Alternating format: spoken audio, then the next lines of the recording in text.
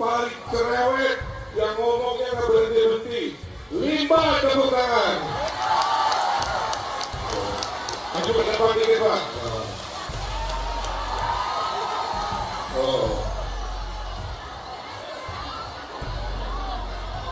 Nanti setelah ini akan bikin atraksi kuat Kalinas Kumbas. Terima kasih. Ngakak, Babe Haikal Hasan dan Limbat jadi juru kampanye Prabowo Gibran. Yang satu pentolan kadrun pernah maki-maki Prabowo pengkhianat, yang satu ya gitu deh, auto kalah nih. Sepertinya ada ketakutan kubu Prabowo, takut kehilangan dukungan dari kelompok itu. Di hampir semua media, isunya mirip-mirip, yaitu isu Prabowo menyesal pernah dekat dengan kelompok intoleran. Seharusnya tidak perlu bereaksi terlalu berlebihan dengan isu itu. Semua orang setuju bahwa kelompok intoleran adalah kelompok yang wajib diberantas karena memang mereka ini perusak persatuan.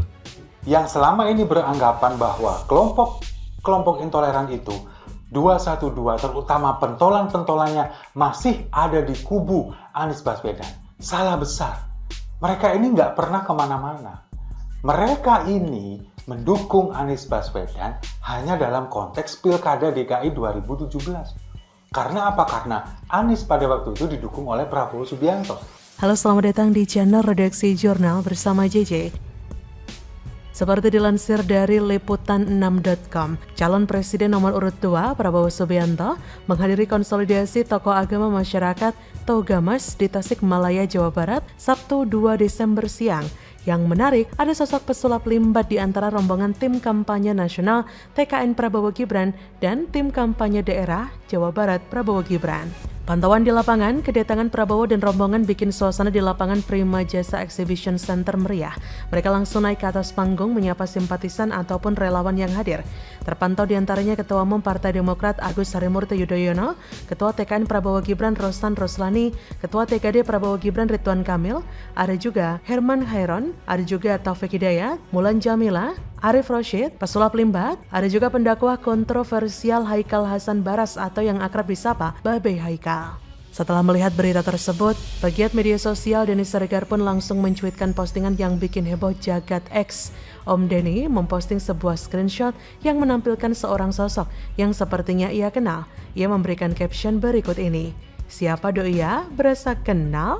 Sambil memberikan emoji tertawa ngakak. Dalam screenshot tersebut tampak pendakwah kontroversial Haikal Hasan. Babe ini dulu memang dikenal sebagai pendukung keras dari Prabowo Subianto di Pilpres 2019 silam.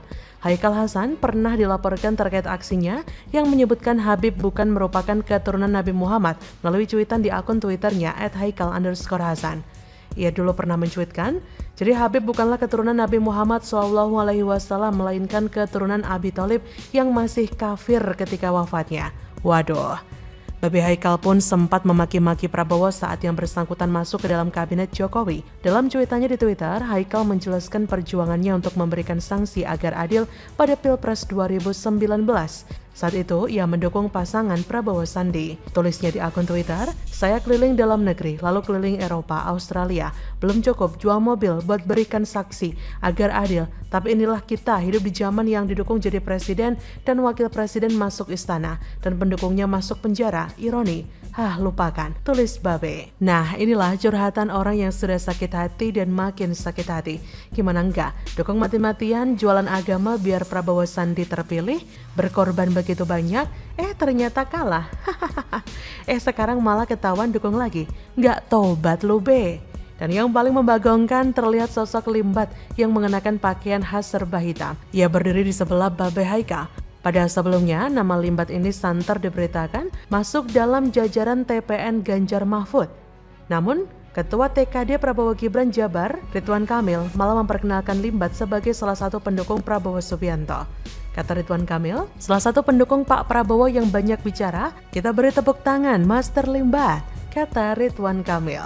Ketua TKN Prabowo Gibran Rosan Perkasa Ruslani mengungkapkan arahan Capres dan Cawapres Prabowo Gibran pada acara Rapat Koordinasi Nasional Rakornas TKN-TKD yang digelar tertutup di Hotel Borobudur, Jakarta, Jumat 1 Desember. Rosan menyebut Prabowo Gibran meminta tim kampanyenya untuk tidak menjelek-jelekan paslon lain. TKN dan TKD diminta menjalankan pesta demokrasi dengan riang gembira. Rosan menjelaskan arahan Prabowo Gibran tersebut sekaligus menjadi edukasi politik bagi mereka. Selain itu, kata Rosan, aturan yang sudah ada di KPU dan Bawaslu juga harus ditaati. Halah, taat-taat pret. Konstitusi aja ditabrak gitu kok sama kubu kalian. Baiklah, marilah kita lihat perjalanan tim pengkhianat ini akankah sukses ataukah kalah untuk yang ketiga kalinya. By the way, Om Limbat mau kerahkan dedengkot jin alam sebelah untuk memenangkan junjungannya? Awas kena hantam kadal gurun pemegang kunci surga. Bagaimana menurut Anda? Terima kasih aja, enggak, apalagi diisukan kerabat beliau, saya kira enggak lah. Jadi sama sekali nggak kenal ya? Jadi belum pernah kontak sama sekali dengan Mas Gibran? Belum. Tapi kemarin katanya sempat ngefans juga sama Mas Gibran. Nah, itu kan materi gugatan aja, biasa-biasa aja sih. Kalau kenyataannya? Biasa-biasa aja sih. Dari ini tadi hanya pemeriksaan berkas, identitasnya, terus ditentukan untuk mediasi. Kalau target sendiri dari penggugat apa nih, mediasi atau lanjut ya? Ya lanjut lah, insya Allah lanjut. Yang jelas sampai ada putusan, katanya biar tidak abu-abu dan tidak.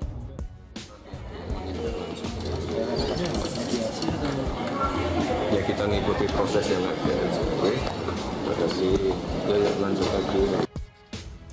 Ketar-ketir, Mas Sewa yang bikin lolos Gibran jadi cawapres kini nyesel? Gibran disebutnya tak tahu terima kasih?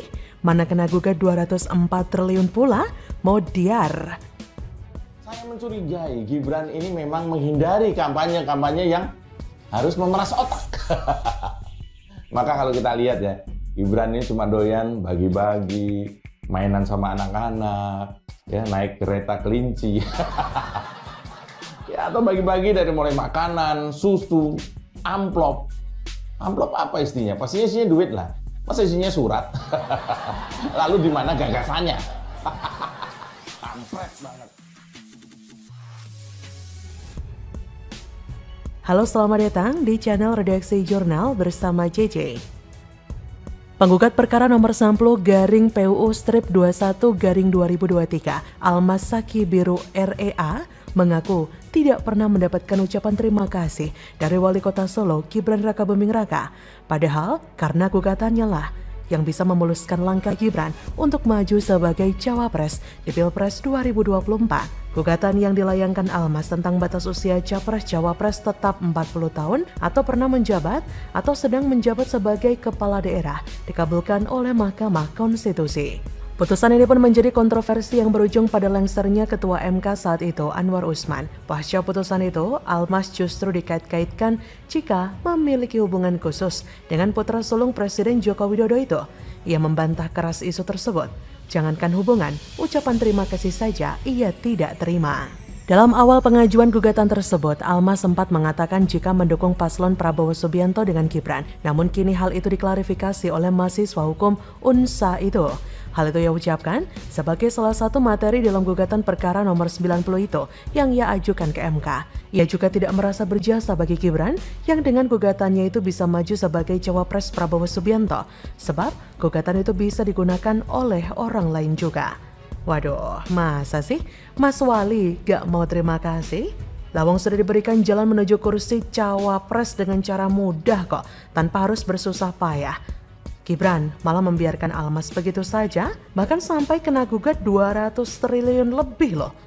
Melihat hal ini, pegiat media sosial Denny Siregar pun langsung memberikan tanggapannya. Lewat akun X pribadinya, Denny Siregar menyentil Gibran dengan sindiran yang telak agar berterima kasih kepada Almas. Kata Denny Siregar, jangan seperti Buniani, sudah berjasa malah masuk penjara. Gibran ini memang gak punya etika. Dia juga gak punya malu. Bukan hanya tidak mau terima kasih, tapi juga melakukan pelanggaran yang sudah mencederai demokrasi kita tanpa tahu malu. Cawapres yang seperti ini memang nggak pantas dipilih, jangankan kepada Almas. Bisa jadi nanti ketika Gibran jadi cawapres beneran dan menjadi penguasa, ia akan lupa kepada masyarakat. Ia tidak akan mengucapkan terima kasih kepada para pendukung dan relawannya yang sudah capek-capek mendukungnya.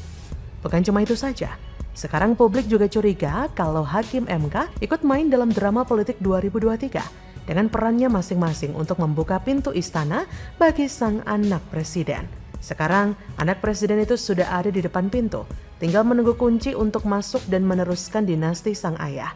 Dengan putusan 141 itu, MK hendak mengatakan, tugas kami untuk memberikan karpet merah bagi anak presiden sudah selesai. Karpet ini mau digulung atau tidak ya terserah DPR dan pemerintah.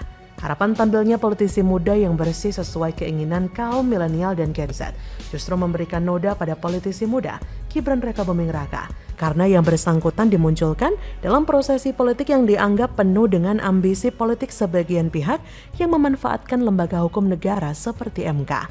Peristiwa politik ini juga disayangkan karena membuat akhir dari pemerintahan Jokowi yang telah berlangsung baik selama ini menjadi ternodai. Ibarat pesawat yang dalam perjalanannya berlangsung dengan mulus, pada akhirnya mengalami crash landing.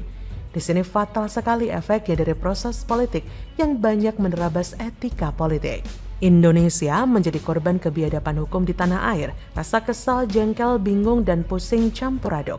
Rakyat hanya bisa mengutuk dan teriak-teriak di halaman hukum Indonesia. Sedangkan penguasa negeri ini terus asyik bersenggama di istana negara dan gedung pengadilan dengan pintu dan jendela terbuka. Bagaimana menurut Anda?